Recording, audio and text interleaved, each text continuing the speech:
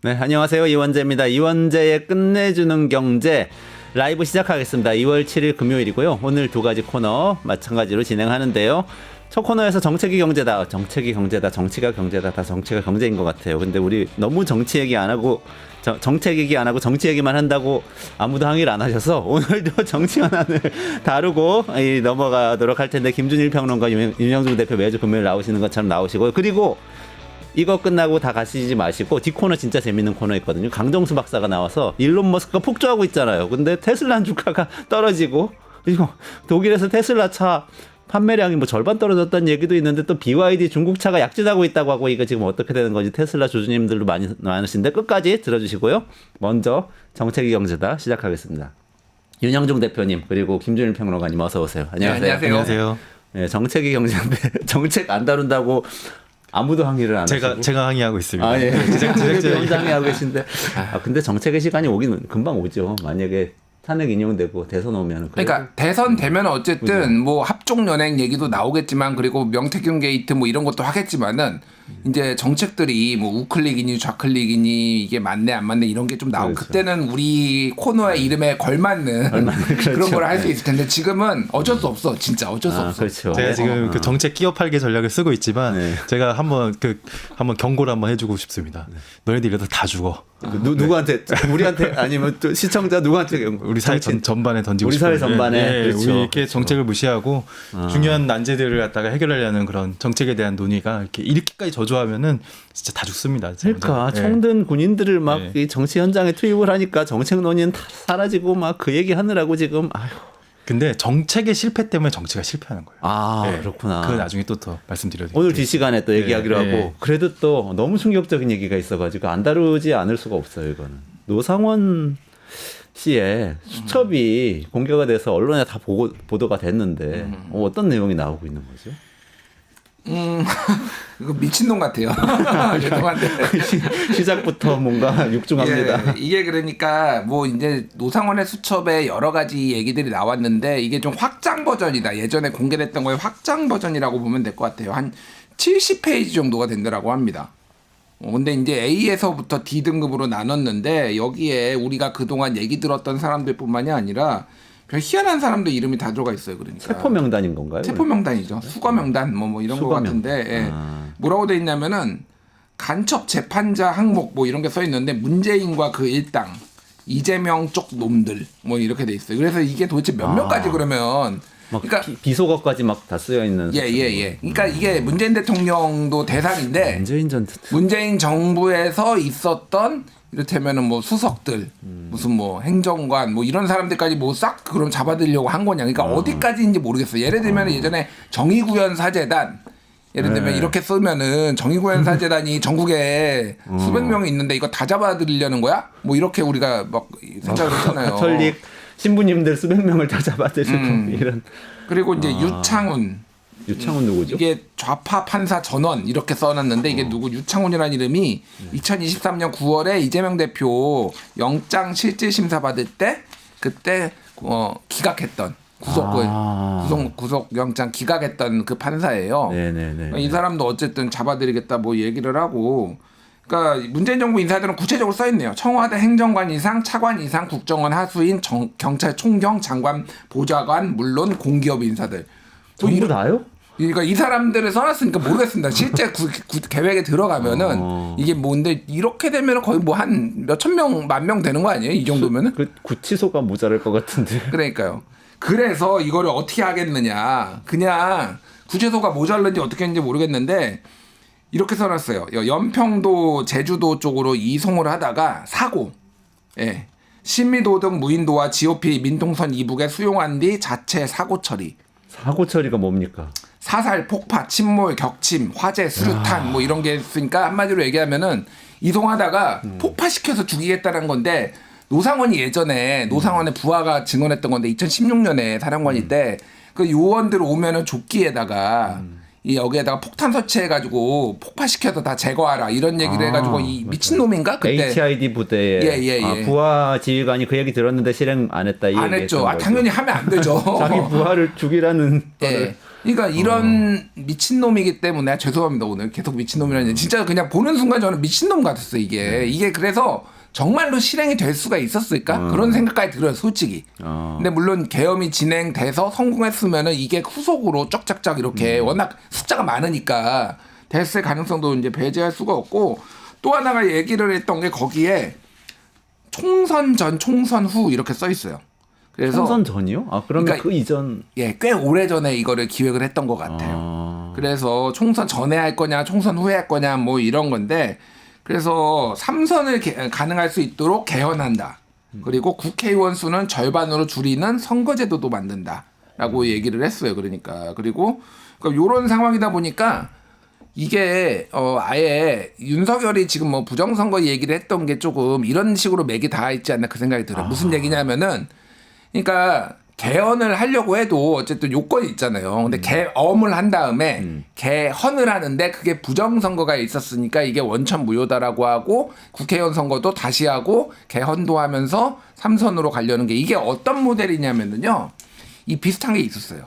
그래요? 예, 저기 1992년에 페루에 알베르토 후지모리라는 사람이 있어. 그때 일본계 대통령 페루에 기억납니다. 그 사람이 맞아요. 1990년에 당선이 되는데요. 여소야대였거든요. 3당이어서 자기 집권당이. 네. 그래서 한 2년 반 정도 있다가 비상계엄을 선포합니다. 그리고 군대를 의회로 보내요. TV에 나와요. 이렇게 비상계엄 선포하는 게 막 네. 이렇게. 그리고 군대를 의회로 보내고요. 계엄에 성공을 해요. 그래서 그 다음에 한 게 개헌이에요. 그 다음에 이 사람이 3선까지 해요. 이게 이런 모델이 그래서 이거를 참고한 건가? 그러네요. 그런데 이제 결국은 국내 여론이 안 좋아가지고 일본으로 자기 본국이라고 해야 되나? 그러니까 일본 사람 원래 일본 국적이었으니까 네. 일본으로 도피했다가 결국은 붙잡혀가지고 들어오려고 몰래 하다가 걸려가지고 25년형 받았는데 2023년에 가석방되고 2024년 작년에 암으로 죽어요. 네, 뭐 요런 요런 상황인데 90년대 초반의 상황인 거죠. 2000년대까지 2000년대까지 이어진 상황. 제가 네. 말하는 건 뭐냐면은 이게 삼성 개헌하고 이런 것까지 생각을 하면은 이런 과거의 사례들을 계엄에서 성공한 사례들을 다 참고했겠구나 이 생각이 들어요. 이게 그랜드 디자인인데 이분이 이게 노상원 씨가 롯데리아 미팅 한 분 아니에요? 맞아요. 그러니까 사실은 이 생각을 메모를 통해서 갖고 있었으면 이게 어디까지 전달이 됐는지 모르지만 그런 미팅에서 얘기를 할 때는 이런 계획을 토대로 해서 얘기를 했을 가능성이 있다고 추측을 하게 되잖아요. 그러니까 이게 이제 이 사람의 망상일 수도 있고 이게 만약에 성공했으면 실행될 수도 있으니 그거는 수사를 통해서 이게 정말로 얼마나 영향을 미쳤는지 아니면 지시나 이런 아이디어가 위쪽에서 나온 건지 김용현이나 윤석열한테 나온 건지 확인은 해봐야 되는데 어쨌든 들으면 들을수록 미친놈 같다. 네. 근데 어쨌든 위에서 뭐 이런 상황을 비상대권을 통해서 타결할 거니까 계획을 짜봐 그랬을 수도 있고 그래서 이렇게 쭉 펼쳤을 수도 있고 아니면 이 노상원이라는 사람이 막 여러 가지 망상과 또는 자료 조사도 많이 했네요. 후지모리 그거는 제가 유추한 거지 거기에 써있진 않아요. 그러니까 저도 추측을 하자면 그런 사람들의 사례를 보고 자기가 짜서 이렇게 돌파를 해봅시다라고 김용현 장관 통해서 윤석열 씨한테까지 전달이 됐을 수도 있고 이건 아예 고리가 없고 그냥 혼자 수첩에다가 막 망상을 적어놓은 걸 수도 있고 현재로선 그렇다는 거죠. 차범근 전 감독 이름도 있었어. 도대체 축구 감독 차범근 씨요? 차범근 씨도 있어요. 네. 차범근 씨도 있었고. 차범근 씨도 있어요. 그게 조국 사태 때 무슨 뭐 성명 발표했나 뭐 그랬던 것 같아요. 그래서 그렇더라고 기사 보니까. 그래서 그것 때문이냐 뭐 하여간 뭐 별 희한한 사람이 다 있어요. 전 국민 출국 금지 네, 그 얘기도 있던데요? 있었죠. 그러니까 저는 이 오늘 수첩 내용이 이제 보도되면서 이 사람에 대해서 뭐 미친놈, 망상, 막 약간 온갖 거의 뭐 그 표현들이 나오잖아요. 네네. 사실 그런 표현이 거의 나오는 게 나올 수밖에 없는 행태들을 보였죠. 뭐 수첩에 뭐 어마어마한 강범위한 이제 명단들이 있었고 또 이제 뭐 체포 사살이라든지 심지어 그 전 국민 출국 금지 조치까지 검토했다라는 거 아닙니까? 그 지난번에 김용현은 이제 그 본인은 이제 야간 출입 금지를 넣었었는데 윤 대통령께서 그거는 안 된다고 삭제하셨다. 네네. 아, 서로 맞다. 네네. 약간 훈훈한 대화 주고받듯이 막 그렇게 네요. 진술한 것도 상당히 충격적이었는데 전 국민 출국 금지까지 검토했다는 걸 보니까 와, 이 사람들은 도대체 우리가 가진 그 국민으로서 인간으로서 가진 기본권에 대한 인식을 어느 정도 갖고 있는 것인지. 근데 이런 사람들이 이번 계엄에 가장 중요한 브레인이었다는 거죠. 그걸 우리가 그렇죠. 놓쳐서는 안 되는 것 같습니다. 네. 예. 전국민 출국 금지면 이거는 권위주의 국가 중에서도 중국, 러시아를 넘어서서 진짜 북한 모델인 것 같은 생각이 드는데요. 근데 이분이 노상원 씨라는 분이 이번 계엄 때도 중요한 역할을 했다고 지금 수사 결과 조금씩 드러나고 있지만 사실은 대한민국의 삼성 장군이었잖아요. 우리 군의 사령관이었단 말이죠. 그것도 요직을 다 거쳤고 정보사령관까지 예. 했다는 거 아니에요? 그러면 군 안에서도 이런 생각을 사실 가진 채로 업무를 했을 가능성이 있고 언제든지 정말 비상사태가 일어났을 때 그분이 통솔하는 군은 이분 생각대로 움직였을 거 아닙니까? 이런 게 좀 무시무시한 거예요. 그렇죠. 그러니까 근데 모든 부하 직원들이 다 노사원 같지는 않으니까 이제 뭐 그때 뭐 조끼에다가 폭탄 설치해가지고 뭐 폭발 이런 거 안 들었겠죠. 근데 이제 계엄이란 사태가 만약에 성공을 했으면은 솔직히 네. 모르는 거지 그러니까 이게.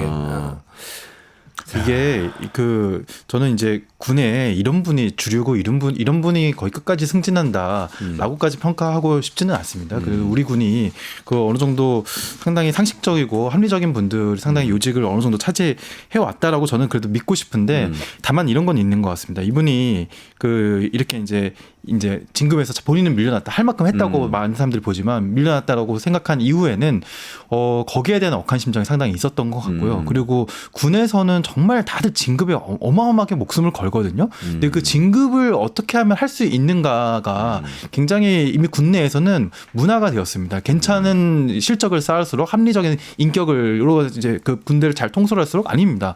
줄을 잘 서는 게 굉장히 중요했거든요. 그래서 노상원도 그 생각을 했고 본인의 그 망상과 억한 심정들이 이 줄 잘 서는 것과 같이 결부되면서 이런 말도 안 되는 일이 벌어지지 않았나. 예.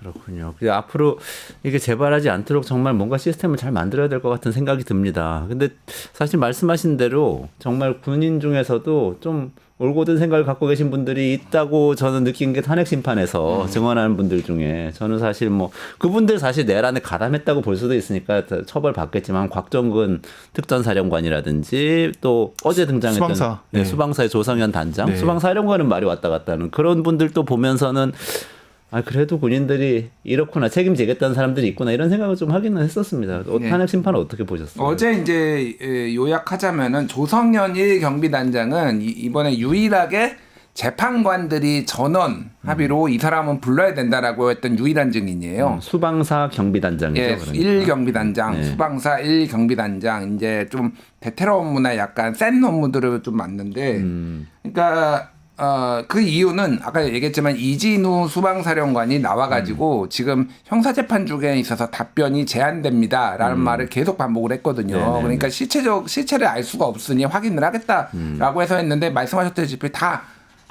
정치인 체포하라는 지시 들었다. 그런데 이게 너무 중대한 얘기라서 특전사령부하고 특전사령관하고 좀 상의를 해보시는 게 좋겠다 이런 얘기를 했다. 뭐 이런 얘기를 다 진술을 했거든요. 본인이. 그렇기 때문에 이제 큰 그림에서 이제 다 나온 거죠. 그리고 어제 이제 나왔던 거는 조태용 국정원장이 나와서 홍장원 국정원 1차장의 진술 14명의 정치인들 체포하라는 거 이거에 대해서 이제 그 진술을 좀 흔드는 방식으로 예를 들면은 박지원 국정원장 예전 국정원장 지금 박지원 의원한테 청탁을 해 인사 7차례 뭐 청탁을 했다 아니면은 뭐 메모가 4가지 버전이 있다 뭐 그런 건데 별로 안 중요해요 사실은. 그리고 그거는 박지원 의원이 그 홍장원이 얘기한 게 아니라 다른 사람이 주영 뭐 대사 이런 사람이 얘기를 했다라고 얘기를 했고 홍장원도 아니 내가 지금 퇴임하기 직전인데 무슨 인사청탁을 하냐 뭐 이런 얘기를 해서 뭐 설령 했는지 안 했는지 모르겠는데 했다고 하더라도 이거하고의 본질적인 이제 뭐 그거 다 있지는 않은 거죠. 그러니까 중요한 건 이런 겁니다. 지금 홍장원과 곽종근을 지속적으로 공격을 하고 있어요. 지금 현재나 이 이제 보수 쪽에서 그 이유는 뭐냐면요. 증거는 많거든요. 나머지는. 네네. 나머지 정황상으로 증거가 많은데 왜 홍장원이나 곽종근은 지금 진술을 하고 헌재에서도 불렀냐면은 나머지는요. 간접적으로 들었는데 곽종근은 직접 들었고 대통령의 홍장원은 지시를. 직접 들은 거예요. 그러니까 직접 들은 거. 이게 중요한 거예요. 그래서 예를 들면 이런 겁니다. 지금 그 뭐 체포조 명단 이렇게 나왔잖아요. 네. 그게 홍장원만 들은 게 아니라 여인영 방첩사령관이 조지호 경찰청장한테도 얘기를 해서 그거를 조지호 경찰청장이 어제 몸이 아파서 안 나왔지만은 검찰에서 진술을 해서 이렇게 언론 보도가 이제 나온 게 뭐냐면은 야 한동훈 추가 이렇게 맞아. 나왔잖아요. 그러니까 14명 처음에 나왔다가 네. 한동훈이 국민 편에 서서 개헌 막겠다라고 하니까 야 한동훈 추가. 그러니까 어차피 명단 똑같아요 지금. 아 그러네요. 예. 그리고 방첩사령관이 방첩사 수사단장이랑 김대우한테 얘기를 네네. 했던 거 그 김대우가 국회에 나와서 또 얘기했어요. 그 14명 명단이 똑같아요. 근데 이거는 그러니까 이 윤석열 쪽의 생각은 뭐냐면은 이거는 직접 들었다는 지시는 없잖냐. 여인영이가 한 거지. 이렇게 빠져나가려고 하는 거예요. 명단이 똑같은 게 명단의 존재는 있다고 봐야 되는 건데 그거를 부인할 수는 없는 거지. 대통령이 이제. 직접 지시한 건 아니다. 그런데 홍장원은 대통령한테 직접 전화 받았다. 네네네. 이렇게 얘기를 하니까 이제 홍장원을 죽어라. 근데 진짜 비겁한 거지 그러면 윤석열이. 왜냐하면 지가 해놓고 밑에 사람한테 다 떠넘기는 거잖아. 곽종근도 마찬가지예요. 대통령한테 들었다라고 했는데 예를 들면 이 경비단장이 대통령한테 직접 들은 건 아니거든요. 아 조성현 단장. 예, 조성현 단장이나 뭐 이런 사람들이 그러니까 대통령한테 들었다고 하는 사람들은 집요하게 공격을 하는 거야 지금. 그래서 어떻게 해서든 살아나겠다고 하는데 헌재가 바보가 아니고요. 종합적으로 판단을 하거든요. 어쨌든 그렇죠. 이거를 다 모든 증거들을 가지고. 그래서 이거는 탄핵이 불가피하다. 100%다 저는. 예. 근데 그 논리가 참 잘 이해가 안 가는 게 대통령이 그런 짓이 안 하고 그냥 안전을 잘 지키라고 지시를 했는데 말이죠. 그럼 부하 지휘관들이 사령관들이 오버해가지고 막 국회의원들 끌어내라고 그 밑에 있는 자기 부하 지휘관한테 얘기했다는 거잖아요. 아니 이상민 전 장관도 어떡해. 소방청장한테 전화해가지고 안전관리에 그 신신당부를 기했다고 전화를 그렇게 말했다고 하잖아요. 네네. 근데 또 소방청장은 언론사 단전단수에 대한 지시를 받았고 거기서 알아보는 행위를 듣지도 않은 걸 왜 했을까요, 도대체? 예, 말도 앞뒤가 전혀 안 맞는 얘기들이고, 그러니까 저도 그러니까 이렇게 갈 줄 알았어요. 이렇게 갈 줄 아는 게 조만간 이제 앞으로 더 격화될 건데 메신저 공격이 더욱 격화. 될 겁니다. 왜냐면은 메시지 공격으로는 이미 이길 수 없는 싸움이라는 건 저들이 알고 있거든요. 그래서 이제 그 홍장원, 곽종근, 문영배 혹은 그 이상의 첫 번째 판관의 그 개인적인 그런 어떻게 보면 인격이라든지 관계라든지 뭐 이전의 행적이라든지 이것과 관련된 여러 가지 것들이 앞으로 상당히 그 이제 쟁점화가 이것 가지고 이제 엄청나게 물고 늘어질 겁니다. 그러니까 사실 의도는 굉장히 뻔하죠. 근데 어저께 좀 들으면서 약간 귀를 의심했던 발언 중에 하나는 윤석열 대통령이 그렇게 얘기하더라고요. 그 홍장원 차장에게 이제 그 이분이 반주를 하고 술에 취해가지고 그래가지고 저도 이게 반주를 좀 해가지고 제가 잘 알지 않습니까? 막 이러면서 아니 굳이 안 해도 될 말을 안 해도 될 말을 하면서 그 이 사람이 술에 취해가지고 제정신이 아니었고 그리고 보통 이제 조태용 단장이 이제 뭐 이제 자리를 비운 동안 너가 책임을 뭐 조태용 국정원장, 국정원장이 이런 얘기를 하면 보통 국정원장이 어디 있다 이렇게 다 답변이 나와야 되는데 그런 답변조차 없더라. 그러니까 이 사람이 약간 술에 취했다라는 식으로 이제 몰아가더라고요. 그래서 중요한 임무 중에도 이제 술에 취했고 근데 우리는 지금 이 3년 내내 술 취한 대통령과 함께 살아왔는데 한번 그날도 솔직히 술을 먹었는지 안 먹었는지 반주를 했는지 한번 확인을 해봐야 될 것 같습니다. 굳이 이런 의혹제까지 하는 걸 보면은 진짜 너무 웃겼다. 그게 저도 이게 워딩이 이랬어. 저도 반주를 즐기는 편이라 딱 보니까 술을 마셨더라고요. 목소리만 듣고도 김영일 평론가님 이런 얘기 정말 죄송한데 점점 비슷해지시네요. 그래요? 점점 성대모사가 윤석열 씨 성대모사 합이 되어 가시는 것 같습니다. 감사합니다. 뭐 저보다 잘한 분인데 저는 이제 신스틸러로 어제 사실 가장 다른 거보다도 제가 눈에 띄었던 거는 국정원장하고 김건희 여사랑 문자 계엄 전날 김건희가 문자를 보내고 조태용이 계엄 당일날 문자를 이제 받은 거를 답장을 하고 요거가 지금 국회 측에서 물어봐가지고 본인 시인을 했거든요. 아주 이게 흔한 일입니까? 물어보니까 아주 이례적인 일이다. 기억이 나십니까? 내용은 기억이 아니 이렇게 이례적인 일을 왜 기억을 못해? 그러니까 김준일 평론가님께 예를 들어서 김건희 여사가 밤에 문자를 보낸 거예요. 밤 10시 넘어서. 그러면 지금 한 달 지났다고 해서 내용이 기억이 안 날 리가 있어. 100% 다 기억하죠. 몇 시에 왔는지조차 굳이 보지 않아도 다 기억하죠. 한자 다 기억날 것 같은데. 그럼요. 이런 일이 어떻게 나한테 문자를 보냈지 이러면. 다른 것 떠나서 지금 윤석열이 그 이상민 행안부 장관이 경찰 조사에서 얘기를 한 게 윤석열 대통령이 내가 말이야 김건희도 모르게 내가 이걸 계엄을 했어 뭐 이런 얘기를 했다라고 진술을 했잖아요. 그리고 네네네. 대통령실에서도 김건희는 다 모른다 이거 계엄 모른다 그러는데 저는 처음부터 얘기했어요. 이걸 정말로 모를까? 왜냐하면 이게 발단이 된 게 본인들은 부정선거 얘기를 하고 있지만은 사실은 명태균 게이트에 압박이 오니까 이 11월 24일에 윤석열하고 김용현하고 차 마시면서 명태균 게이트 거론하면서 야 이게 나라냐? 이렇게 얘기를 하고 얼마 뒤에 계엄했다라는 거 아니에요. 그 김건희 특검법 통과될 것 같고 막 이렇게 압박이 오니까 한 거거든요. 이걸 정말 김건희가 몰랐을까? 그러니까 이거는 몰랐을 리가 없고 요거를 보면서 더 심증이 굳어졌어요. 그래서 이건 수사를 해야 된다. 지금 이러고 있을 때가 아니라 비화폰도 쓰고 있잖아요. 김건희가. 그럼 비화폰 빨리 확보해가지고 통화 내역, 개인 통화 내역 이거 빨리 해야 된다. 그래야지 이게 실체가 드러나요 이게. 제가 줄곧 그 주장하는 것 중에 하나가 그 김건희 특검법 막으려고 물론 많은 분들도 엄청나게 이 얘기 많이 하고 있지만 네네네네. 사실 그게 가장 그 결정적인 이유가 아닐까라고 생각이 되거든요. 근데 만약에 지금까지의 상황들도 상당히 기획된 것이었다. 예, 계엄 이후에 지금까지 여론전 이런까지 기획된 것이었다면은 저는 상당히 성공적인 기획이라고 볼 수도 있을 것 같다는 생각이 들어요. 왜냐하면 윤석열이라는 사람은 대통령 재임 기간 내내 인기가 너무 없었고 네네. 아마 앞으로의 2년 동안에 있을 모든 전국 단위 선거에서 상당히 깨졌을 거고 그리고 대통령 퇴임 이후에도 별로 존재감이 없는 보수에서도 별로 손절하는 그런 전직 대통령으로 남아 있었을 것인데 네. 지금은 완전히 상황이 달라졌고 윤석열 이상의 상징이 보수에서는 없어져 버렸거든요. 예, 아마 지금까지 이것조차도 기획이었다면은 그렇게 실패한 기획일까? 그래서 저는 김건희 씨에 대한 그 문자 내용이 무엇이었고 앞으로 또 어떤 그 행보를 할지도 모르니까 저는 사실 수사가 필요하다는 입장입니다. 그러니까 조태용 원장이 그 사실상 문자 내용을 숨기고 있는 것 같아 보이는데, 근데 또 저는 비슷한 증언이 있었더라고요. 사적인 가정사를 윤석열 대통령이 그 비상계엄 선포 이후로 얘기를 했었다는 증언이 있었어요. 김봉식 전 서울경찰청장이 국회 대리인단 질의하는 과정에서 수사 기록 보니까 개인 가정사를 얘기했다고 자기가 진술했던데 그거 가정사가 뭐냐 그랬더니 김 전 청장이 이 자리에서 답변하기 적절치 않다. 다시 말해서 검찰 수사 과정에서 자기가 그 진술을 했다는 거는 인정을 한 셈이죠, 이거.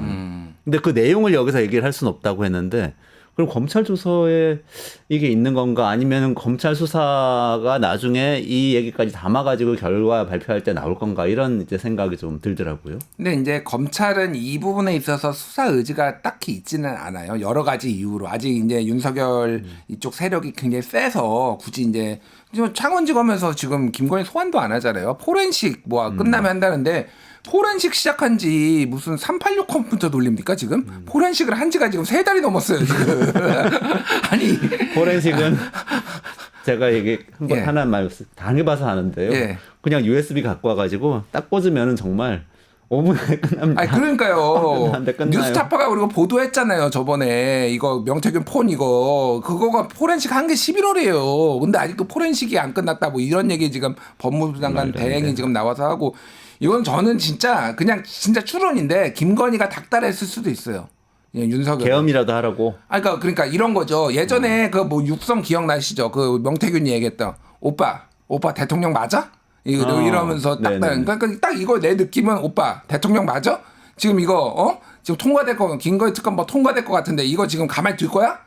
뭐 이렇게 했을 가능성이 있어요 진짜. 그러면은 내가 싹 다 잡아드릴게 걱정하지 마 이게 불가능한다라는 게 아니에요. 제가 보고 충분히 가능성이 있다. 예. 비상대권이란 게 있다. 이런 이제 법률적 지식을 장황하게 이야기하면서 그러니까. 가정사가 그런 거였을 수도 있다. 그러니까 그런 거에 가능성은 충분히 있어요. 제가 보기에. 그것만 아니었으면 좋겠는데. 그리고 우리가 물어보지를 않았잖아요. 김건희 여사가 아냐고 물어보지 않았는데 진짜 물어보지 안물이었는데 먼저 얘기했단 말이에요. 내가 김건희도 모르게 했어. 막 이렇게 얘기했단 말이죠. 예. 가장 캥기는 부분이었을 겁니다.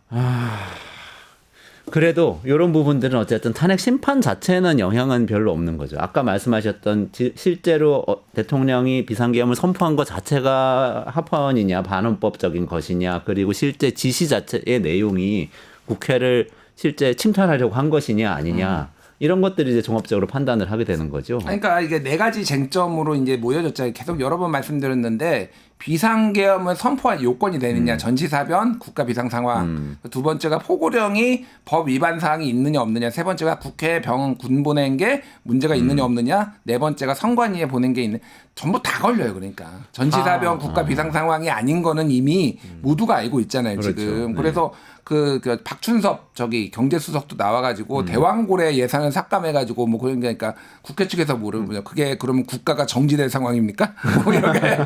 근데 결국 그날 심지어 팠는데 안 나왔어. 산업부에서 발표해버렸어. 그날 그것도 끄긴 했지만 예산 삭감해서 계엄 선포한다는 거는 그거는 말이 안 되는 거죠. 포고령 1호도 정치 활동 금지 이거 불법이거든요. 네. 뭐 그러니까 세 번째 네 번째 그래서 이거에 안 걸릴 수가 없고요. 지금 일정은 이제 오늘 증인 선택, 그러니까 채택 여부를 오늘 결정한다고 그랬어요.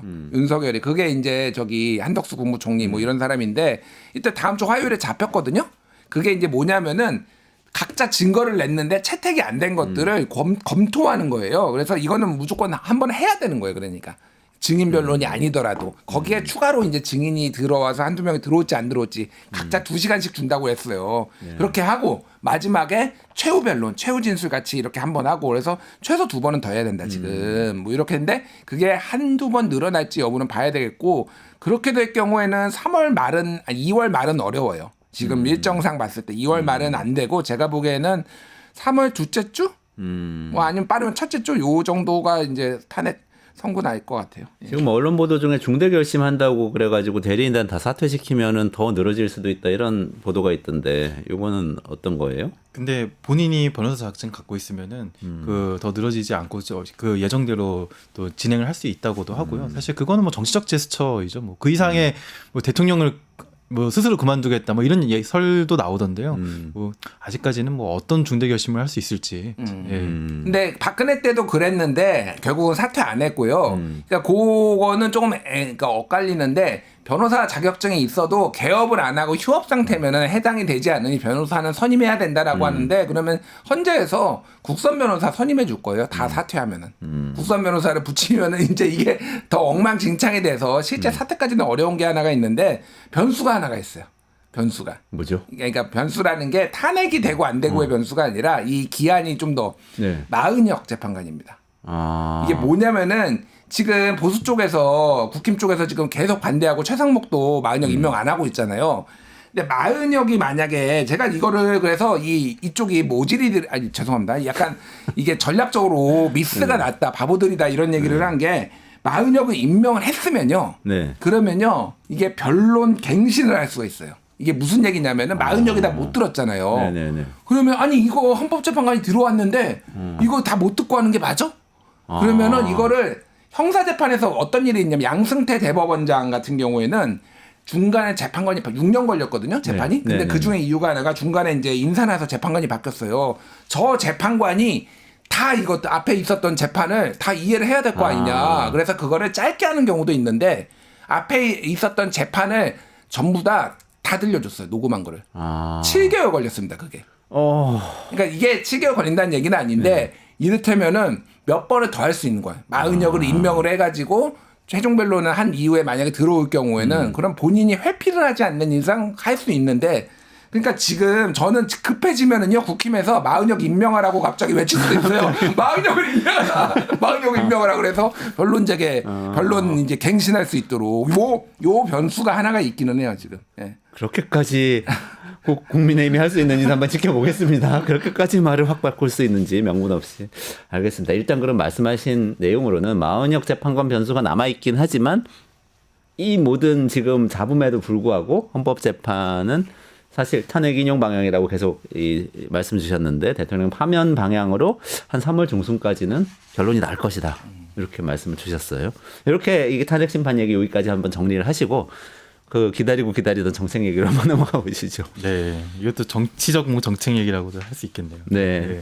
윤 대표님, 이재명 대표 요즘 그 뭔가 이 정책 변화의 드라이브를 걸고 있는데 여기에 네. 대해서 조금 말씀 주시고 네. 거기에 대해서 토론하는 시간 가져보도록 하죠. 네, 이재명 대표가 뭐 교섭단체 대표 연설을 했죠. 그 교섭단체 대표 연설에서 지난번에는 이제 먹사니즘, 먹고 사는 문제가 가장 중요하다. 약간 이런 표현으로 먹사니즘이라는 표현을 썼는데 이번에는 좀 표현을 바꿨더라고요. 뭐 사람들마다 뭐 반응은 여러 가지지만 잘사니즘이라고 이제 표현을 했는데 잘사니즘의 이제 본인의 의미를 이렇게 표현을 했습니다.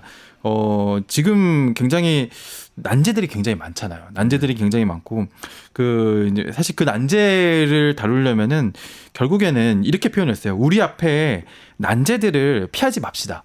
예. 쟁점과 논란의 정면으로 부딪혀 소통과 토론을 통해 해결책을 만들고 그리고 그 성과로 이제 미래를 방지할 때 좀 당연한 얘기들인데 근데 이제 그 얘기의 핵심은 사실 이견을 조정해가지고, 그러니까 이념에 집중할 게 아니라 이견을 조정해가지고 타협안을 만들어내야 이제 좀 한 발짝이라도 나아갈 수 있다라는 게 본인이 얘기하는 잘사니즘의 핵심이라고 이제 정의를 했더라고요. 그래서 대표적인 예를 든 것이 최근에 이제 논란이 되었었던 52시간 예를 들었는데요. 52시간 사안도 마찬가지로 이게 굉장히 이제 뭐 진보 보수가 굉장히 대립되는 사안이잖아요. 근데 꼭 그런 사안만은 아니다라는 취지로 이게 이제 삼성전자 같은 기업이 총노동 시간을 늘리자고 그런 취지로 이제 이런 제안을 하는 게 아니지 않겠어. 자기는 그렇게 믿고 싶지 않다고. 근데 다만 고연봉의 연구직에 한해서 굉장히 집중적인 연구가 필요할 때 한정해서 이제 하자는 것인데 근데 그렇게 할 경우에는 또 진보 쪽이나 노동계에서는 분명히 그런 식으로 제도에 문을 열어놓으면 악용된다라고 이제 보고 있잖아요. 이제 이런 것들을 어떻게 잘 조정해낼 수 있을 것인가. 그래서 진보와 보수가 좀 타협할 수 있는 지점들을 찾아낼 수 있을 것인가. 그러니까 그런 개념으로서 잘사니즘이라는 표현을 했고요. 근데 그게 네. 입장 변경이라고 볼 수 있는 건가요? 그게 지금 논란이 분분한 지점인 것 같은데요. 네. 이전에 노동시간 단축을 계속 얘기하다가 노동시간 연장할 수도 있다 이렇게 얘기하는 것만으로도 그 정치인이 입장이 보수화된 거 아닌가? 중도 타겟팅인가? 이런 생각을. 근데 뭐 이재명 대표는 뭐 이전부터 본인이 막 진보 쪽의 정치인으로 프레이밍 되는 걸 별로 좋아하지 않는 것 같더라고요. 그래서 지자체장 할 때도 네. 자기는 친기업적이다, 뭐 이런 식으로 실용주의다 이런 표현을 많이 해왔었는데, 뭐 이날 얘기 나왔었던 여러 주제들 중에서도 대부분 이제 그런 사례들을 얘기해서 예를 들면은 뭐 국민연금 같은 경우도 지금 여야가 많이 대립했는데 충분히 타협할 수 있는 주제들이다. 그리고 연금개혁 같은 경우는 뭐 이번이 마지막이 아니니까 계속 할 수 있는 것들이고 그래서 아마 이제 분명히 이전보다는 프레이밍을 좀 넓게 가져가는 거는 맞는 것 같습니다. 왜냐면은 당연히 그럴 수밖에 없는 게 이게 제가 만약 민주당의 선거 전략을 짜도 국민의힘이 이렇게까지 극우화되고 있는데 극우화되고 있어서 민심을 잃은 보수 쪽 건전한 보수나 아니면 중도 쪽 분들이 어떻게 이제 마음을 둘 곳이 없을 거 아니에요. 사실 거기에 이제 선거 전략을 상당히 집중하는 게 뭐 어느 정도 유효한 선거 전략이 될 수도 있지 않을까. 근데 물론 이분의 원래 이제 지향 면에서도 뭐 크게 벗어나지는 않는 것 같다라는 평가를 내릴 수 있을 것 같습니다. 아 그렇군요. 평론가님 어떻게 보세요?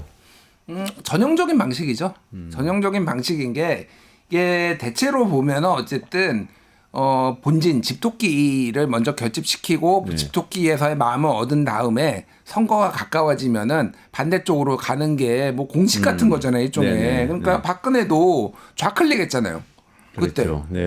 뭐 김종인 영입하고 경제민주화 얘기하고 뭐 이준석 뭐 얘기하고 뭐 4대강 비판하고 뭐 이상동 교수 같은 사람 영입하고 막 그랬단 말이에요. 그러니까 본인이 취약한 지점을 선거를 앞두고 하는 거는 매우 익숙한 장면이다라는 건데 박근혜는 먹혔어요. 그게 먹혔죠. 어쨌든 그래서 이명박 정부 지지율 막 17%나 10%대 나왔는데 그거 뒤집었잖아요. 뭐 뒤집었다라기보다는 어쨌든 어려운 환경에서 이겨냈잖아요. 그러면 이재명이 이제 먹힐 것이냐 그게 중요한 것 같아요. 그리고 대통령이 되면은요 사실은 이게 당연한 거예요.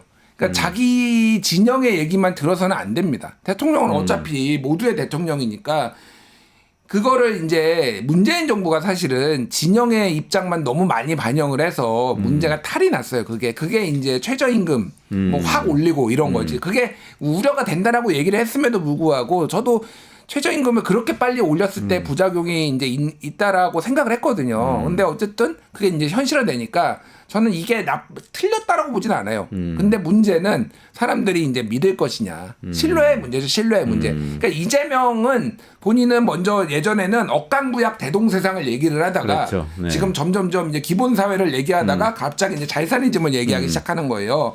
이 변화가 사람들이 보기에는 너무 드라마틱한 거죠. 그러니까 그리고 이제 박근혜 존경한다 했다가 존경한다 하니까 진짜 존경하는 줄 알더라 뭐 이렇게의 사소한 에피소드지만은 그런 부분들이 사람들의 좀 각인이 된 부분이 있어요. 그래서 이걸 얼마나 신뢰를 할 수 있는 것인가 정책적으로는 좀 그 부분이 숙제로 남아있다. 예. 그 박근혜 전 대통령이 경제민주화 처음 내걸었을 때가 2012년이거든요. 네네. 만약에 그때 경제민주화로 정책을 전환하겠다라는 얘기만 발표했었으면은 아무도 믿지 않고 아마 효과도 전혀 없었을 겁니다.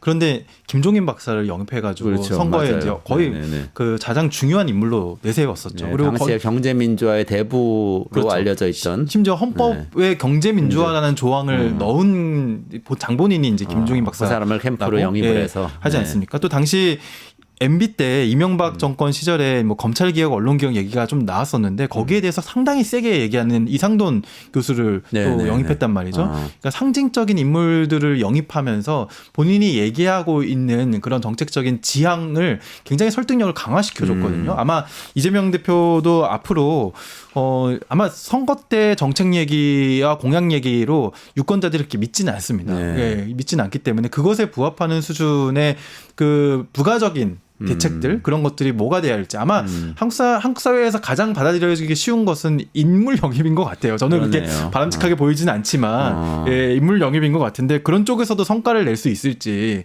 예를 들면은 뭐 문재인 전 대통령의 경우에는 조응천 전 의원을 영입했을 때 상당히 화제가 됐었잖아요. 네네네. 그런 것처럼 이제 본인이 지향하는 가치에 맞는 인물을 영입하거나 뭐 이럴 때 이제 좀 그 상승작용의 설득력을 얻을 수 있을 것 같고요. 최근에 그래도 그 저는 눈여겨본 사례 중에 하나가 김현종 전 한미 FTA 그 맞아요. 네. 수석 본부장이었나요? 그 네, 통상교섭 본부장도 하셨고 청와대에서 이제 안보실장도 하셨고 네. 이분을 이제 그 외교안보 특보로 해가지고 외교 쪽은 위성락 전 대사 그리고 그 이제 경제안보 쪽은 그 김현종 전 본부장을 이렇게 투톱으로 좀 내세웠거든요. 그러니까 아마 그 마침 또 어제 트럼프가 상호관세를 발표하지 않았습니까? 저 트럼프 굉장히 무섭고 저는 이제 트럼프다운 결정인 것 같은데 이 상호관세 각국별로 이제 협상을 하겠다는 거잖아요. 네. 이때 저는 김현종 본부장의 장기가 잘 살아날 수 있을 것 같다는 생각이 들거든요. 그래서 이런 것들을 오히려 잘 그렇게 큰 뉴스가 안 됐던 것 같은데 민주당 쪽에서 좀 잘 생각을 해봐야 될 것 같습니다. 말하자면 친중 프레임이 있으니까 사실은 친미라고 많이 여겨지는 인사들을 영입을 한 셈이네요. 그렇죠. 김현종. 네. 위성락, 김현종 둘 다 좀 안정감 있는 인사라서요. 위성락 대사도 뭐 미국에서 그 외교관 생활을 했었고 미국 통으로도 알려져 있죠. 러시아 대사도 하긴 했지만. 알겠습니다. 그럼 이재명 대표 여기까지 한번 얘기해보고 저는 또 요즘 눈에 띈 사람이 오세훈 이 시장인데요. 대권 행보를 하는 것 같아요. 그러면서 정책적인 이슈를 치고 나오는 그래도 모습을 보이는데 저는 그 지방분권 개헌 얘기한 게 그 눈에 띄더라고요. 지방분권 보통 민주당 의제였잖아요. 근데 오세훈 시장이 토론회 하면서 뭐 그 개헌까지 해야 된다고 얘기했는데 이거는 어떻게 보셨어요? 진짜 저는 정말 좋은 의제라고 생각해요. 근데 이분이 서울시장을 지금 네 번째잖아요. 이분이 지방분권에 대해서 그동안 어떤 의지가 있었는지, 어떤 말씀을 내놨는지, 그에 부합하는 어떤 정책이 있었는지 사실 좀 의아하더라고요. 이게 본인의 그 물론 이재명 대표도 말을 바꿨다 이렇게 얘기하지만 뭐 기본사회라는 거는 본인이 여태까지 해왔던 정책의 일관성이 있었던 네네. 것이었잖아요. 근데 그 아무튼 그래도 저는 그렇게까지 폄하하고 싶지는 않습니다. 그래서 지방분권이 그래도 중요하고 근데 다만 이렇게는 좀 보여요. 본인이 약한 부분이 이미 수도권과 서울에서의 인지도 본인이 서울시장을 4번이나 했었고 이건 상당히 충분히 있는 상태인데 본인의 약점이 지역, 균형 그리고 지방 이런 쪽이라고 생각을 했던 것 같아요. 그래서 아마 그 이재명 대표가 우클릭 그리고 박근혜 전 대통령이 좌클릭하는 것처럼 본인도 이제 수도권에서 지방 클릭을 하는 게 아닐까. 지방 클릭을 하면서 대권 행보를 하고 있다. 근데 갤럽 조사 오늘 아침에 나온 거 보니까 또 김문수 장관이 여전히 인기가 굉장히 좋더라고. 12% 나왔던데 그냥 이름만 물어보는 거 있잖아요. 이재명 대표는 계속 뭐 30몇 % 나오는데 오세훈 시장은 굉장히 차이가 나던데 지금 이 대선 레이스가 국민의힘 내부에서 어떻게 되고 있는 건가요? 어제 이제 조선일보 양상훈 주필이 쓴 건데 탄핵 때 기각 두 가지 선택지밖에 없나 뭐 요런 제목이었어요. 근데 그 내용이 뭐냐면은 정치적 해결책을 좀 찾아보자. 그게 뭐죠? 그래서 그 표현을 안 썼는데 저는 그냥 이거를 읽는 순간 윤 대통령 자진 사퇴해라. 하야해라. 네네. 그 얘기야. 너 잘못한 거 너 인정해. 솔직히 너 출구가 없어. 그러니까 탄핵 심판 끝났다고 봤어요. 조선일보도 끝났다고 막 혼자 흔들고 하고는 있지만 한쪽으로는 이게 왜 그러냐면은 지금 상황으로 가면은요. 이렇게 되면 탄핵 이제 인용되고 그러면은 폭동이 일어날 테고 막 이렇게 어수선한 상황 다 지지자들 흥분된 상태에서 경선 들어가기 시작하면은 김문수나 뭐 이런 사람들이 될 가능성이 높다. 이거를 조선일보가 우려하는 거예요, 사실은. 그렇게 해석할 수 그래서 있구나. 차분하게 너 잘못하고 이제 정권 우리가 다시 보수가 가져오려면은 안 돼. 너는 좀 제발 샷아웃 해줘. 뭐 이런 셋업 해줘. 뭐 이런 걸로 지금 저는 읽었어요. 그러니까. 사퇴를 한다는 건 잘못을 인정하는 의미니까 그렇지. 그렇다는 이제 거네요. 좀 지지자들 이제 흥분 좀 가라앉히고. 그래서 그런 사람이 그래서 뭐 일각에서는 야 그러면 이제 조선일보가 좀 오세훈 믿는 거야? 약간 이런 얘기까지 나왔어요. 네네네네. 그러니까 그래서 저 요 내용은 지방의 핵심 권양 이양해야 하는 저는 큰 틀에서는 뭐 아까 얘기했던 민주당 쪽에서도 얘기했던 거고 네네네. 틀린 말이 아닌데 사실 서울은 지방이 아니죠. 서울은 지방이 아니에요. 지방의 서울은 아마 서울시장으로서는 겪어보지 않았을 거다. 그렇죠. 네. 그러니까 체화됐느냐 그런 거는 좀 의문인 것 같고 오세훈 시장을 굉장히 주목해야 되는 게 여론조사 보면은요. 제가 뭐 다 말씀하지 않겠지만은 중도가 되게 중요하잖아요. 네. 이재명 대표보다 중도에서 선호도가 더 오세훈이 더 높은 여론조사도 있어요. 예. 그러니까 사실은 오세훈이 어쨌든 행정 경험이 많기 때문에 이재명 대표의 행정 경험과 상쇄되고 어쨌든 탄핵을 찬성했다. 탄핵이 이제 절차가 진행되는 거를 어쨌든 얘기를 했잖아요. 그래서 중도에서도 비호감도가 적으면서 보수에서도 그렇게 비토가 세지 않아요. 그러니까 이게 약간 위협적이 될 수 있다. 지금 보수 쪽에서는 그렇게 보고 있는데 가장 무서운 거는 윤석열이 옥중 메시지를 낼 겁니다. 당이 하나가 돼서 당이 하나가 돼서 똘똘 뭉쳐서 뭐 부정선거 얘기하고 또 막 이러면은 반국가 세력을 맞서야 한다. 한국가 세력을 맞서 이제 돌아버리는 거지 그럼 이제 그쪽에서는 좀 제발 좀 뭐 이렇게 될 것 같아요. 예. 근데 국민의힘 의원들이 그 토론회 아까 얘기하셨던 지방분권 개헌 토론회 오세훈 시장 축사했던 거기에 절반이 갔다고 해가지고 지금 국민의힘 의원들은 윤석열 면회도 가고 오세훈 토론회도 가고 이게 말이 되는 건가? 이런 생각도 두 들더라고요. 가지가 배치되지 않는다고 스스로는 생각을 하죠. 불충이에요. 불충. 지금 탄핵. 근데 탄핵 찬성파잖아요. 찬성파는 아닌가? 그러니까 정확하게는 탄핵이 인용되어야 된다라는 게 아니라 탄핵 절차가 개시돼야 된다는 쪽이고 아예 요즘 그 얘기 안 해요. 그냥 이재명 얘기만 해요. 뭐만 하면 SNS에 이재명 이재명 얘기를 하니까 묘하게 스탠스를 잡고 있는 건 맞고 어쨌든 그러니까 뭐 대선 얘기를 직접 한 건 아니니까 여기에 가는 게 스스로는 국회의원들이 불충이라고 생각하지 않나 보죠. 오세훈 시장에게 제가 조언을 드리자면은 오세훈 시장 굉장히 전략적으로 애매한 스탠스를 취하고 있는 것 같은데 그래도 탄핵에 대해서 그리고 비상계엄에 대해서 좀 명확한 입장을 취해서 그 정직하게 그 본인이 이제 선거를 치렀으면 좋겠고요. 그리고 그 두 번째는 추경에 대해서 이게 선신성 추경이라고 하면서 굉장히 2주 전에는 이제 비하적으로 표현을 했거든요. 근데 그때만 해도 물론 권성동 원내대표 이런 사람들까지도 다 비판적이었는데 지금 이제 여당 내에서도 입장이 좀 바뀌고 있지 않습니까? 또 이제 이런 상황이니까 정말 대권을 꿈꾸는 그런 지도자라면은 지금 경제 상황에 맞는 그런 추경에 대한 분명한 입장. 저는 당연히 추경을 해야 한다는 그런 입장을 좀 내야 하지 않을까라고 생각을 합니다. 어쨌든 그런 입장까지 가미되면 오세훈 시장 더 위협적이 될 수도 있겠다 이런 생각도 들긴 그렇겠죠. 드는데요. 예. 조선일보는 아마 본인들이 점지하지 않은 그런 김문수 장관이 이렇게까지 뜨는 것이 또 차기 정권이 본인들이 원하지 않는 정권으로 가는 거에 대해서 굉장히 우려를 하는 것 같습니다. 경계를 하고 있다. 오세훈을 밀 것 같다는 추측도 들고. 조선일보 입장에서는 유튜브 보는 또라이는 윤석열만으로 족하다 이렇게 생각할 수도 있어요. 네, 진짜로. 네. 마무리해야 되는데 마지막으로 저 요거 하나만 너무 궁금해서였어요. 그 명태균 사건이 지금 단기간에 확 번져서 지금 정치 쟁점이 될 가능성이 높은가요? 어떤가요? 잘 모르겠어요, 솔직히. 잘 모르겠는데 명태균 특검이 통과될 가능성을 배제할 수 없. 지난번에 제가 한번 설명드렸잖아요. 네네네. 그러니까 이게 본격적으로 경선 3월 중순 정도 될 거거든요. 이제 네네. 거부권 행사에서 돌아오면은 그때 이제 민주당이 적절한 타이밍에 올리고 그러면은 김문수를 지지하는 의원들도 막 있을 텐데 김문수는 이거 아무런 상관없거든요. 그쵸. 네네. 그러니까 막 이게 꼭 친한 개만 꼭 이거를 찬성표를 던진다라는 생각을 할 필요가 없는 거죠. 그래서 복잡하게 될 수도 있겠다라는 거고 뭐 140명이 핸드폰에 있네 그거는 저는 과장이라고 봐. 그러니까 그 핸드폰에 그 의원 이름이 있는 게 뻥이라는 게 아니라 140명이 저도 한 100명 넘거든요. 뭐 의원들 전화번호 있는 게. 근데 그게 다 이제 자기하고 무슨 뭐 부정한 일을 한 건 아닐 테니까. 그렇죠. 그런데 네.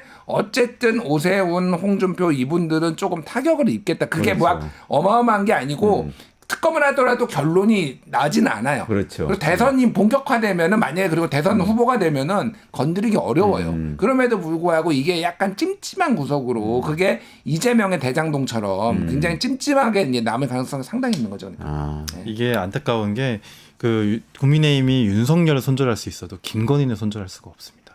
이제 김건희 특검법, 명태균 특검법이 통과가 되면은 저는 절대 통과 안 될 거라고 봐요. 이 오세훈 시장도 그걸 알기 때문에 창원지검에 수사 빨리 해달라고 얘기했는데 그 말한 시점에 창원지검의 파견검사팀은 철수했고요. 그리고 수사팀도 축소됐습니다. 그래서 이미 수사를 제대로 아까 뭐 포렌식도 3개월 걸리잖아요. 네. 예, 하고 있는지조차 모르겠는데 그러니까 이미 안 하고 있는 거 알고서 오세훈 시장 그렇게 얘기하고 있는 거고요. 그리고 김문수가 뭐 후보가 되든 누가 후보가 되든 국민의힘에서는 여기서는 이탈할 수가 없습니다.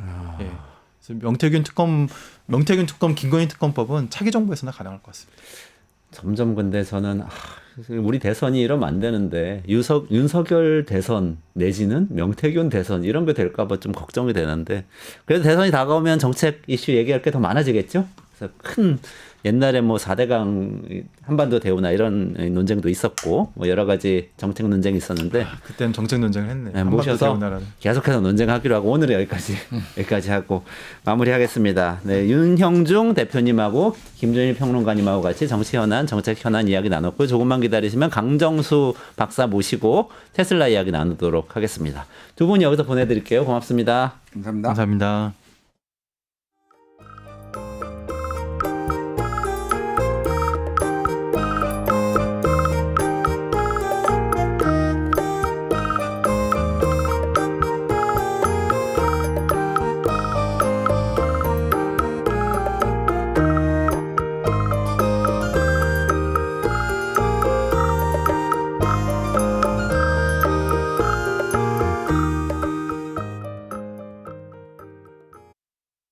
유튜브 구독하고 실시간 채팅과 댓글을 남기시면 매일매일 7,000TTCO를 드립니다. 참여 방법은 통통물 어플을 다운로드하고 회원가입과 로그인을 해주세요. 마이페이지에서 나의 회원 고유 번호를 복사해주세요.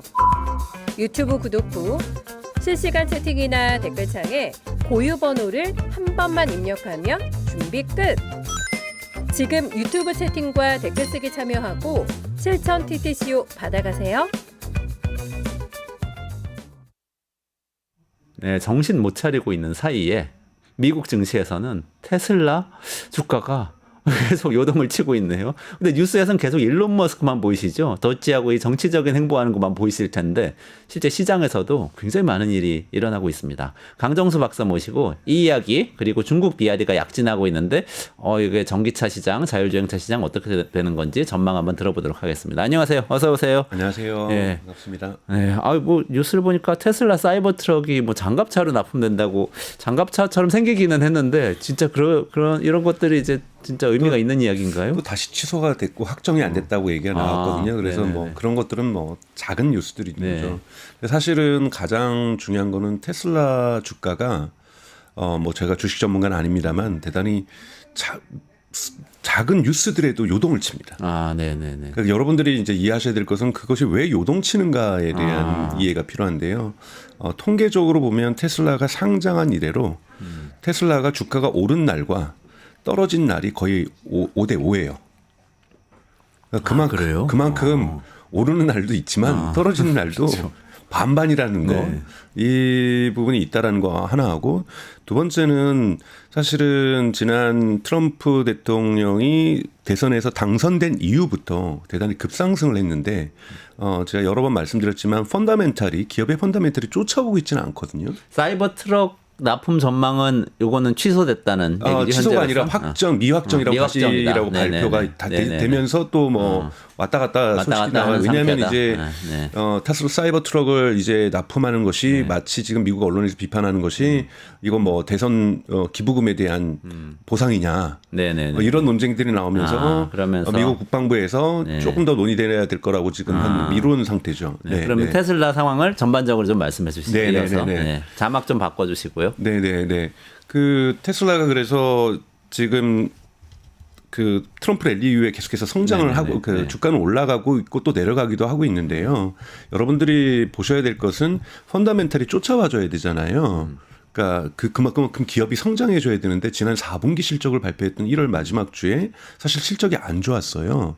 실적 발표하는 날 그 순간 주가가 떨어졌는데 일론 머스크가 나와서 2025년에 이 비감독하에서 FSD를 텍사스 오스틴에서 6월달에 테스트하겠다. 이 말을 하면서 주가가 다시 올랐거든요. 그러니까 지금 테슬라는 계속해서 기대치로 이제 개인 투자자뿐만이 아니라 이 기관 투자자까지 쫓아가고 있는 형국이라는 거죠. 이럴 경우에는 나쁜 소식이 나올 때마다 주가가 출렁일 수밖에 없다. 좋은 소식 나오면 또 올라가고.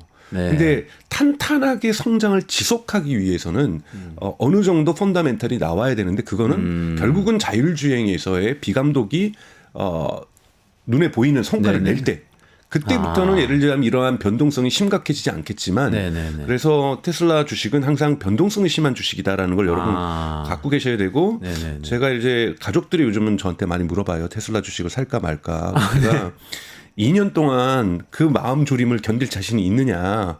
없으면 사지 말아라. 굳이 다른 좋은 주식들도 많은데 항상 마음 졸임을 이 심리적인 저항선을 갖고 가실 분들이나 이거는 가져갈 수 있는 것이지 이 변동성 자체 너무 일희일비하기는 되게 어렵다. 물론 전문 투자자분들께서는 주가가 내려갈 때 매수하는 네. 뭐 이러한 방식을 취하기도 하는데요. 여기가 뭐 주식에 대해서 저희가 얘기할 수 있는 건 네네네. 아니니까요. 그런 흐름들이 있는 것이 테슬라다. 네. 이제 이번에 이제 네. 주가가 가장 변동쳤던 이유는 두 가지입니다. 하나는 테슬라 여러분도 아시는 모델 주니퍼가 저는 2월 달 정도에 런칭할 거라고 생각했는데 1월 달에 이제 예약 받는다고 공개를 했잖아요. 그래서 네네. 중국 사이트, 한국에서도 지금 예약을 하실 수가 네네네. 있습니다. 미국도 예약을 받고 있고 유럽도 예약을 받아요. 근데 네. 문제는 배송은 3월부터예요. 아, 그래요? 예, 그래서 중국에서는 예약 당일날 네. 오픈하는 당일날 하루에 5만 명이 예약을 했어요. 아, 근데 중국에서 모델 Y를 11월에 6만 대 팔았거든요. 네. 그러니까 5만 대 나왔다는 예약했다는 그 소식에 또 주가가 막 올랐어요. 네. 그런데 이번에 나온 것이 1월 달 매출 보니까 유럽에서 50%가 빠진 거예요. 테슬라 전체 매출이. 네네네. 너무 크게 빠진 거잖아요. 네. 근데 한번 생각을 해보세요.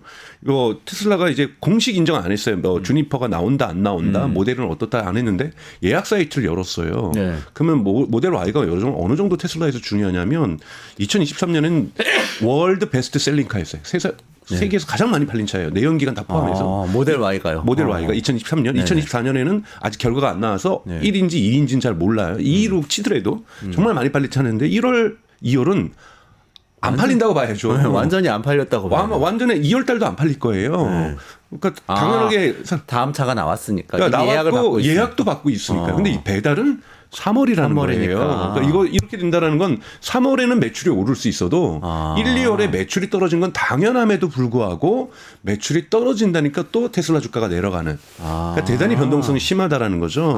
그러면 유럽에서 테슬라의 매출이 갑자기 중국도 떨어졌다는 떨어졌어요. 것을 네. 중국에서 떨어졌다는 것을 테슬라가 갑자기 인기가 없어서 떨어졌다고 해석하기는 어렵다. 네, 그러니까 왜냐하면 가장 많이 팔리는 모델 Y가 배송이 3월부터가 되니 매출은 여러분 배송될 때 잡히거든요. 예약될 때 잡히는 것이 아니라. 아 그렇군요. 네, 그러다 그렇겠네요, 보니까 당연히. 3월 달에는 매출이 올라갈 수 있어도 1, 2월은 2월 달도 아마 바닥을 칠 거고 그런 소식도 나오면은 주가는 떨어질 수 있다. 근데 여기에 대한 해석을 다르게 하는 사람들이 있죠. 이거는 모델 Y에 대한 예약 주문이 때문에 떨어진 것이 아니라 일론 머스크가 자꾸 영국 정치에 개입하고 네, 독일 맞아요. 정치에 개입하고 이탈리아 정치에 개입하니까 반감이 형성된 거다. 극우 정당 지지하고 뭐 그러니까. 그렇죠. 그리고 미국에서도 이 공화당과 같이 이제는 본격적으로 일을 같이 하다 보니 민주당 강성 지지자들이 테슬라 차를 안 사고 있는 거다.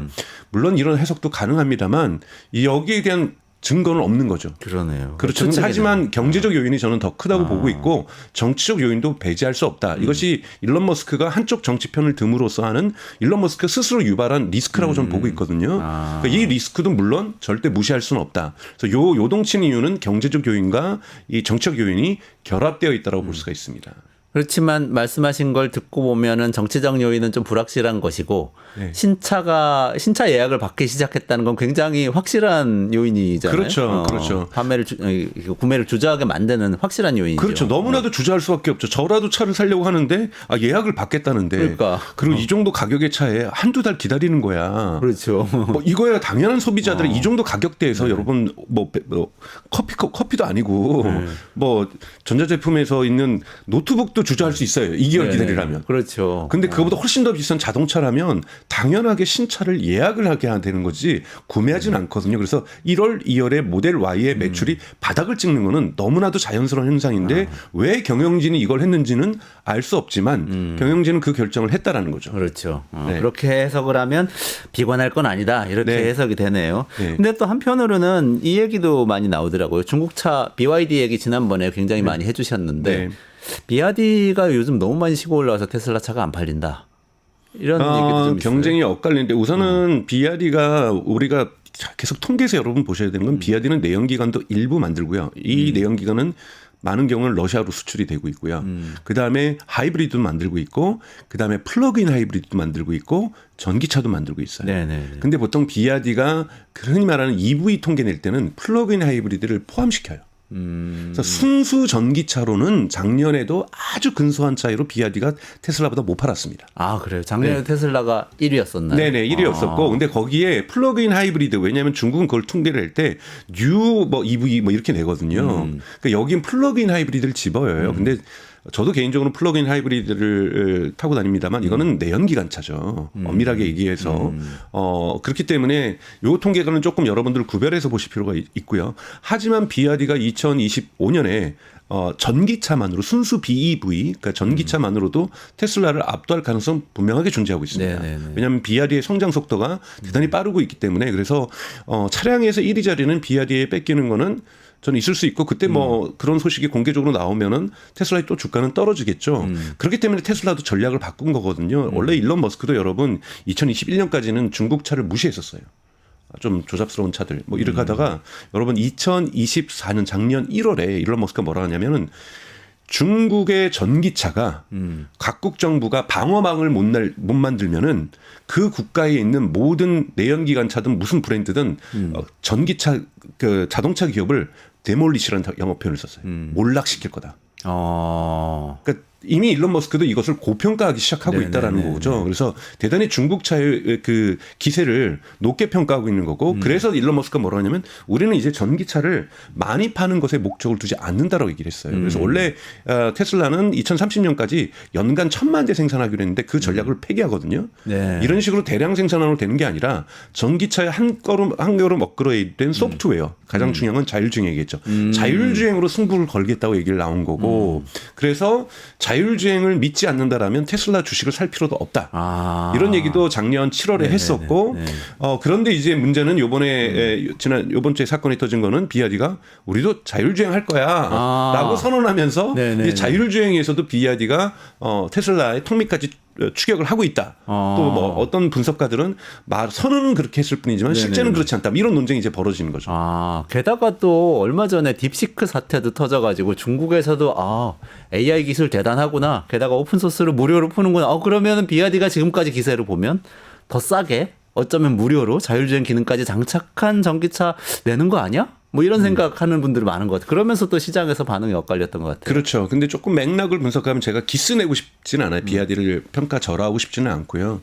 그렇다고 해서 뭐 중국 뭐 너무 잘한다 이렇게 말씀드리고 싶지 않지만 딥시크 모멘트라는 것들이 이제 중국에 발생을 한 거죠. 네. 아, 이제 우리도 해보겠다는 자신감 이런 부분들이 대단히 중요한데요. 사실은 뭐 우리가 문학적으로도 그렇고 문화적으로도 미국에서 낭만주의가 언제 일어나냐면 영국군이 백악관을 불 한 번 태우거든요. 아, 저기 독립전쟁 때인가요? 네네네. 불 한 번 독립전쟁 이후죠. 이후에 이 나폴레옹하고 싸우다가 조금 여력이 남았을 때 미국하고 갈등을 일으키면서 와가지고 한번 백악관 불태우고 가요. 그때 미국이 우리가 완전한 영국으로부터의 자유 독립을 취하리라 경제적으로도 그러니까 정치적인 독립뿐만이 아니라 이러면서 대단히 낭만주의 우리 한번 해보자 미국을 부흥시켜보자 이런 부분들이 이런 낭만주의의 바람을 일으켰었는데요. 마찬가지로 지금 중국에 일고 있는 것은 일부 전문가들은 새로운 낭만주의가 중국에 일고 있다. 그러니까 뭔가 미국을 추격하고 있다고 생각했는데 이길 수 있다라는 생각은 지나친 국뽕주의자들 외에는 없었던 거죠. 근데 이번에 해보니까 명백하게 우리도 해볼 수 있다라는 것을 딥시크가 보여줬다. 그러면서 벤처 캐피탈이라든지 그러니까 중국의 투자자들도 우리 다시 한번 적극적으로 투자해보자.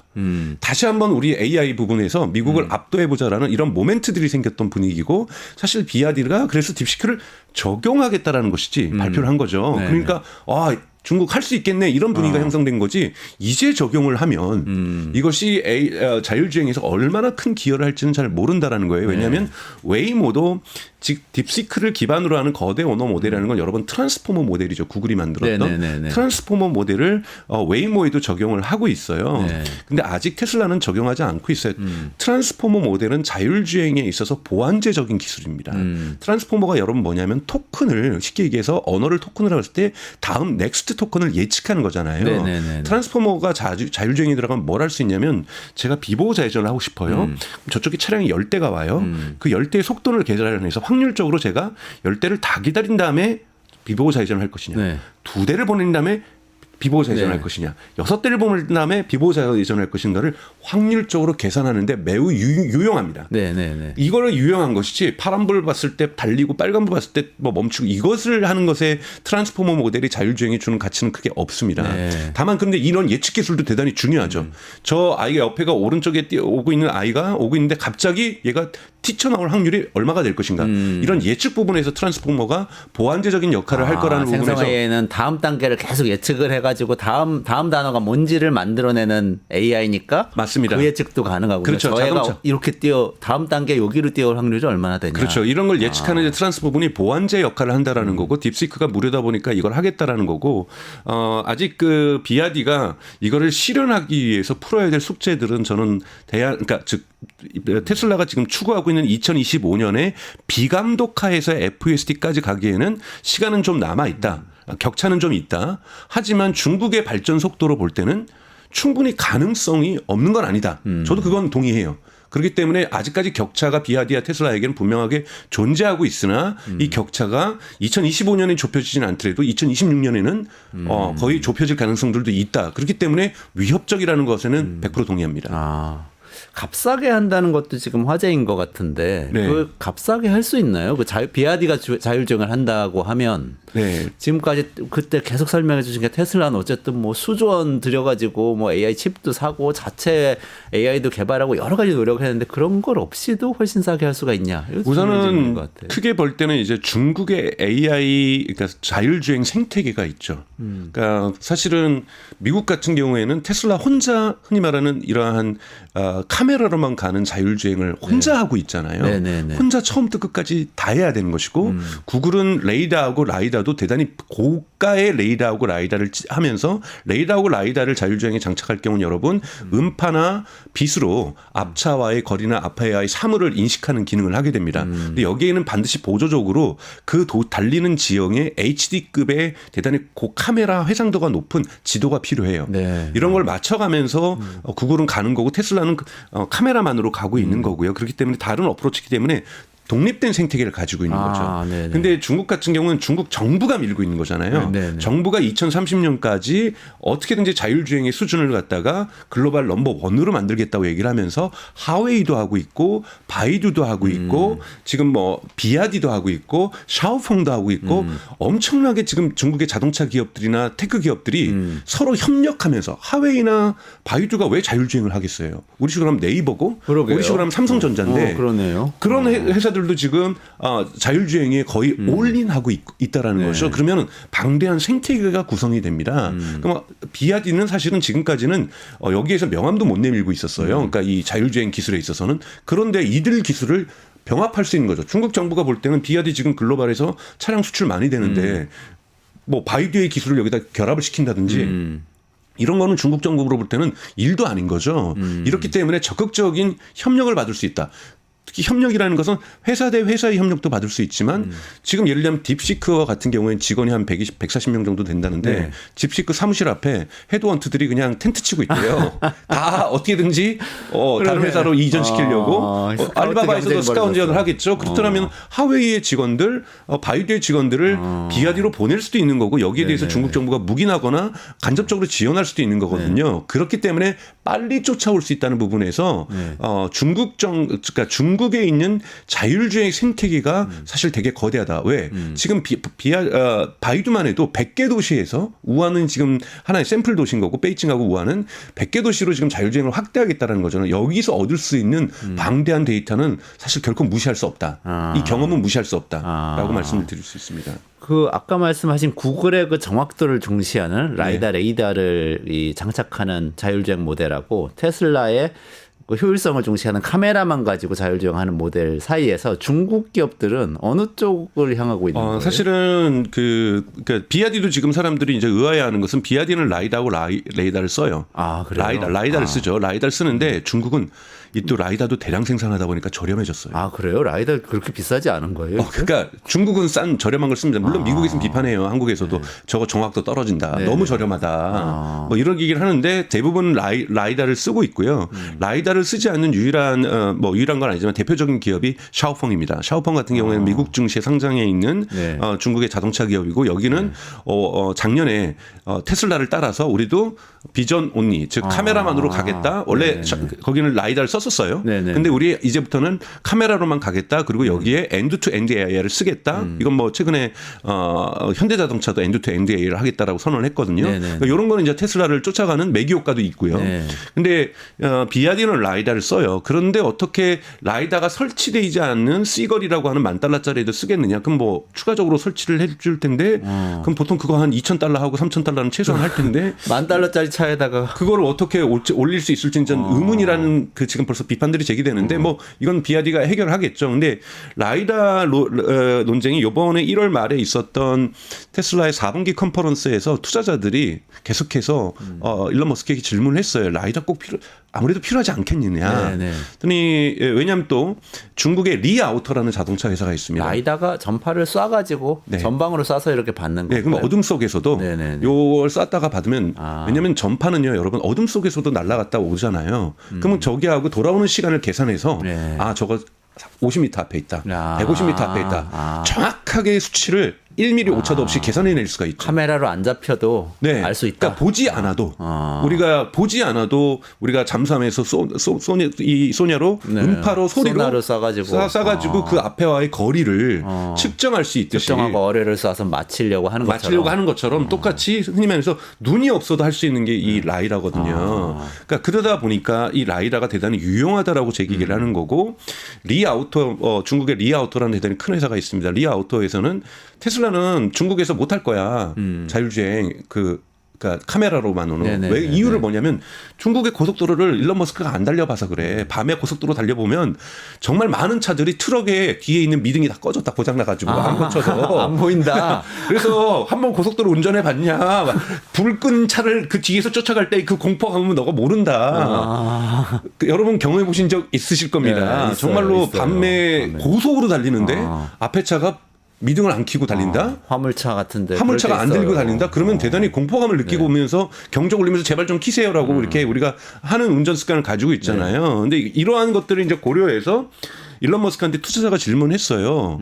아무래도 라이다 필요하지 않겠느냐. 요즘 또 라이다 가격도 저렴해졌으니까. 머스크의 답은? 머스크의 답은 그러면 사람은 라이다 갖고 운전하냐. 아니다. AI는 인간을 모방하는 것이다.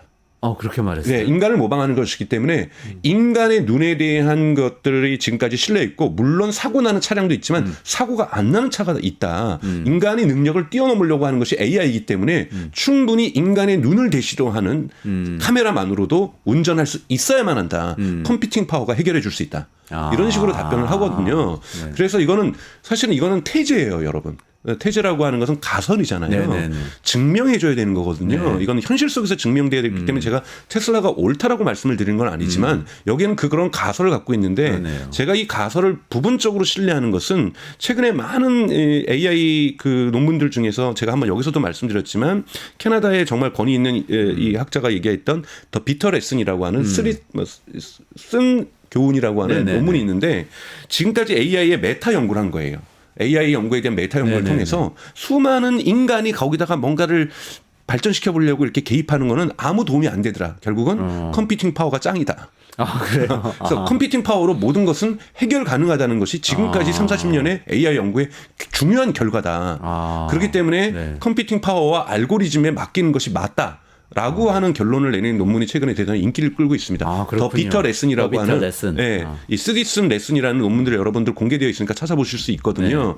저는 개인적으로 그 학자가 했던 것이 타당성이 있다고 보고 있어요. 이번에 딥시크의 충격도 지금까지 오픈 AI라든지 모든 AI 모델은 제가 말씀드렸던 것처럼 강화 학습 뒤에다가 휴먼 피드백이라는 HF가 있었어요.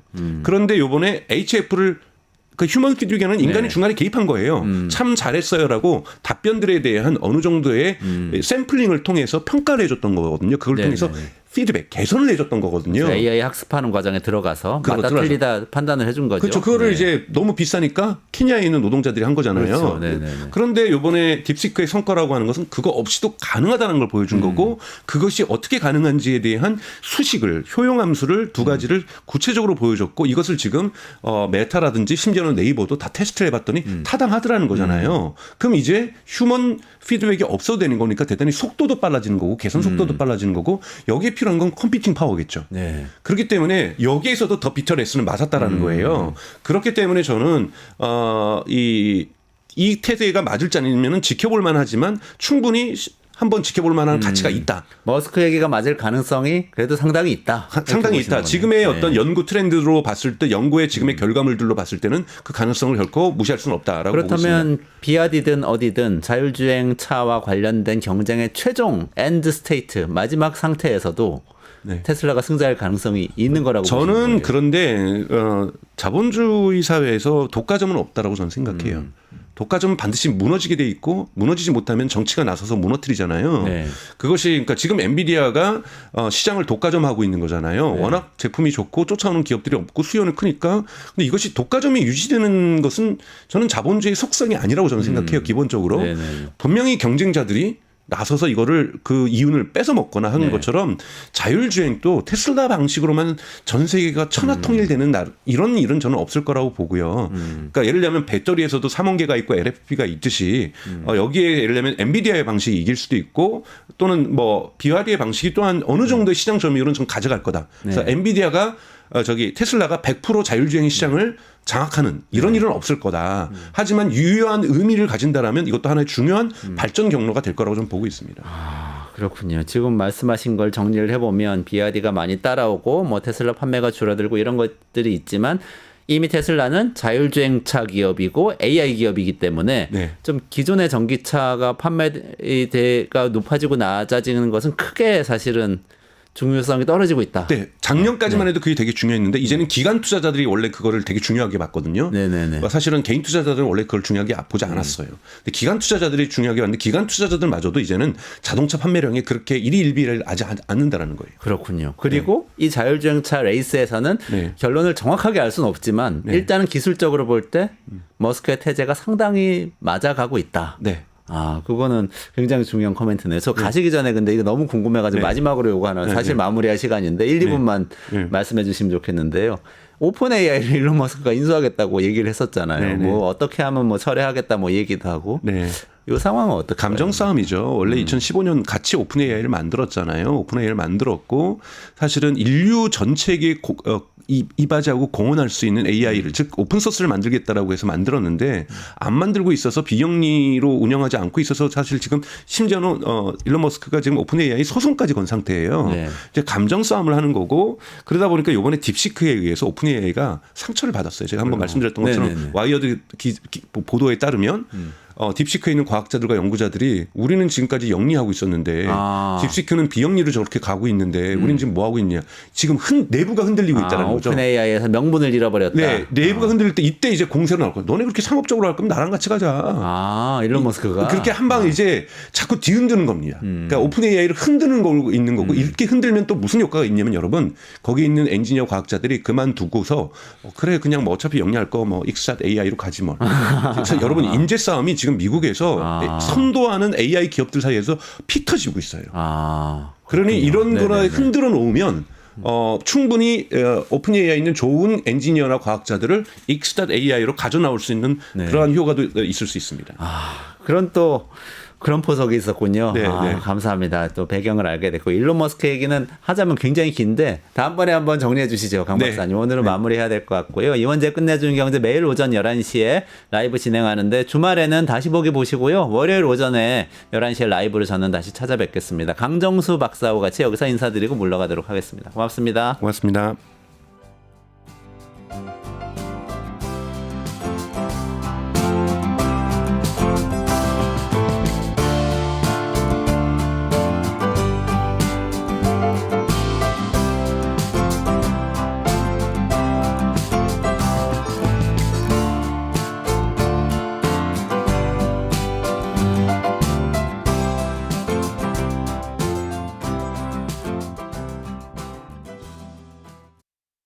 유튜브 구독하고 실시간 채팅과 댓글을 남기시면 매일매일 7천 TTCO를 드립니다. 참여 방법은 통통물 어플을 다운로드하고 회원가입과 로그인을 해주세요. 마이페이지에서 나의 회원 고유 번호를 복사해주세요. 유튜브 구독 후 실시간 채팅이나 댓글창에 고유 번호를 한 번만 입력하면 준비 끝! 지금 유튜브 채팅과 댓글 쓰기 참여하고 실천 TTCO 받아가세요.